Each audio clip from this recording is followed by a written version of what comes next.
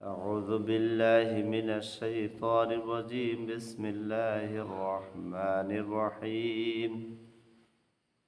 الحمد لله نحمده ونستعينه ونستغفره ونؤمن به ونتوكل عليه ونعوذ بالله من شرور أنفسنا ومن سيئات أعمالنا. من يهدي الله فلا مضل له ومن يضلله فلا هادي له. أشهد أن لا إله إلا الله وحده لا شريك له، ونشهد أن محمدا عبده ورسوله أرسله بالحق بشيرا ونذيرا وداعيا إلى الله بإذنه وسراجا منيرا. وقد قال الله تعالى في كلامه المجيد وفي فرقانه الحميد: أعوذ بالله من الشيطان الرجيم. بسم الله الرحمن الرحيم. إن الله ملائكته يصلون على النبي يا أيها الذين آمنوا صلوا عليه وسلموا تسليما. اللهم صل على محمد وعلى آل محمد كما صليت على إبراهيم وعلى آل إبراهيم إنك حميد مجيد.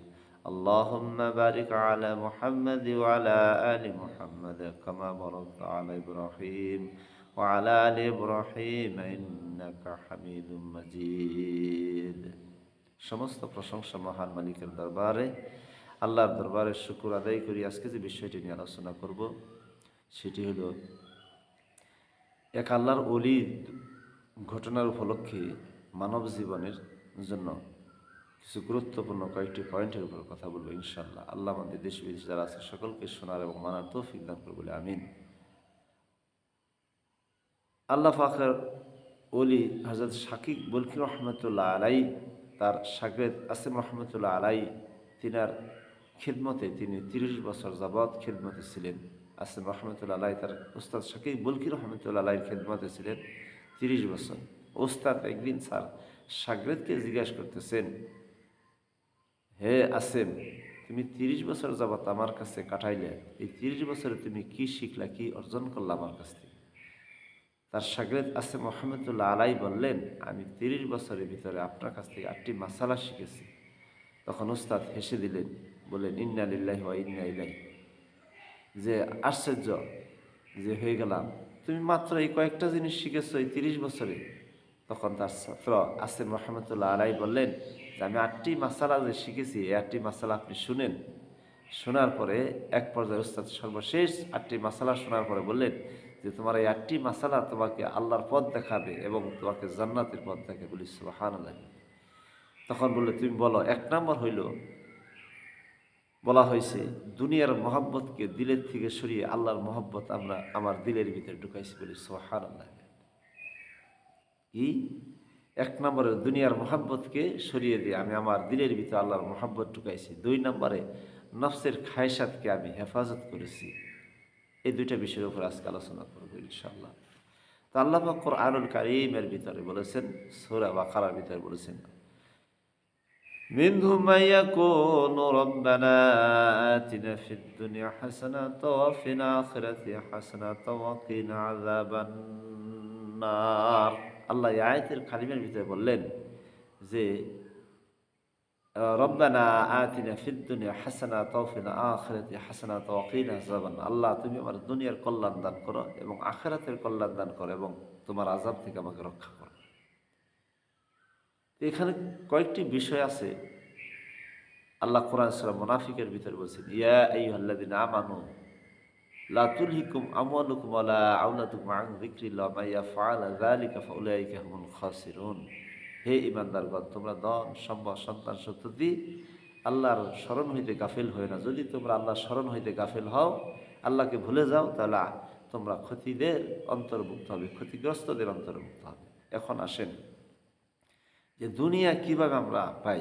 যেমন পূর্ব জামানায় কিতাবের কোরআনের ভিতরে অনেক বাদশাদের ঘটনা আসছে। এরকম বাদশাহী ছিলেন তারা, তারা শুধু দুনিয়া চাইছেন, এই জন্য তারা দুনিয়াই পেয়েছেন। দুনিয়া পাওয়ার পরে তারা কবরে যে আযাবের সম্মুখীন হয়েছে, দুনিয়ার থেকে তাদেরকে শাস্তির সম্মুখীন আল্লাহ জানিয়ে দিয়েছেন। যার কারণে দুনিয়াটা এইরকম সূরা সূরার ভিতরে ২০ নম্বর আয়াতে বলছেন, যে ব্যক্তি শুধু দুনিয়া চাবে তাকে আমি দুনিয়া দিব, যে দুনিয়া এবং আখিরাত যে চাবে তাকে দুইটাই আমি কল্যাণ দান করব। এই জন্য বলা হয়েছে যে আমরা দুনিয়া এবং আখিরাত উভয়টাই চাই। বিদেশি যারা বাইরে আছে, স্ত্রী রেখে যারা ১৫ বছর, ২০ বছর, ১৭ বছর, ১০ বছর একা নাগার কাটাইতেছে, আপনার স্ত্রীর যে একটা সম্পদ, এই স্ত্রী যে আপনার সম্পদ, এটা আমানত। সে আমানত কীভাবে আপনি আপনার সন্তান সহ স্ত্রী সহ এই যে রেখে আপনি দীর্ঘদিন ১৫ বছর, ১৭ বছর, ১০ বছর যাবৎ আপনি কাটাইতেছেন রিজিকের জন্য, তাদেরকে ভালো মন্দ খাওয়ানোর জন্য। একটু চিন্তা করে ফিকির করে দেখেন তো যে আপনার এই স্ত্রীটা এতদিন যাবৎ সে কি ভালো একটা পরিবেশে থাকতে পারবে? থাকতে পারবে না।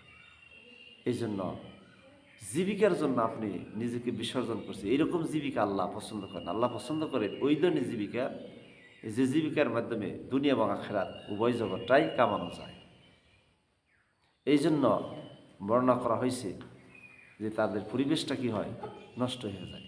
স্ত্রী পরকীয়ায় প্রেমে আসক্ত হয়ে যায়, দুনিয়া এবং আখিরাত কি হয়, নষ্ট হয়ে যায়। এমন অর্থ আল্লাহ যেন কাউকে না দেয়, এরকমভাবে যেন কেউ বিদেশের বাড়িতে না পড়ে থেকে সে রিজিকের এমন একটা পরিবেশ হয় যেন স্বামী স্ত্রী সন্তানের দুনিয়াতে সুখ শান্তিতে বসবাস করতে পারে। ওই রকম জীবিকা হইলে যেন দুনিয়া এবং আখিরাত মিলে। এরকম জীবিকা না যে জীবিকার জন্য আমি ছোটাছুটি করতেছি, অথচ ধন সম্পদের জন্য ছোটাছুটি করতেছি, আল্লাহর শরৎ তো বাদই যাইতেছে, বরঞ্চ গুনাহ ও পাপের মধ্যে আমরা নিমজ্জিত হইতেছি স্ত্রী সন্তানরা।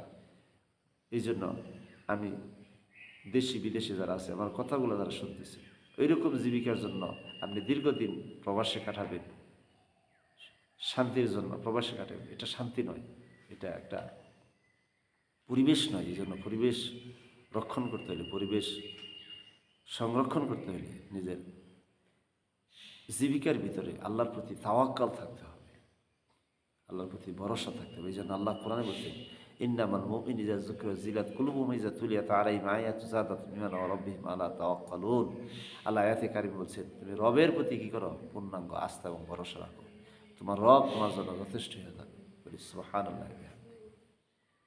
এই জন্য আমরা দুনিয়াটাকে বলতেছি না যে দুনিয়া আমি চাই না, দুনিয়া এবং আখেরাত উভয়টাকে আমাদেরকে, এই আয়াতের কারিমে সূরা সূরা ২০ নম্বরে দুনিয়া এবং আখেরাত উভয়টা আমাদেরকে গ্রহণ করতে হবে। এই জন্য দুনিয়া থাকবে, আখেরাত থাকবে। এই জন্য আমরা মৃত্যুর পরে পরকাল জগতের শান্তি পাবো। যদি কেউ শুধু দুনিয়াই চায় তাহলে সে দুনিয়াই পাবে, আখেরাত পাবে না। আল্লাহ আমাদেরকে বোঝার ও মানার তৌফিক দান করুন। আমি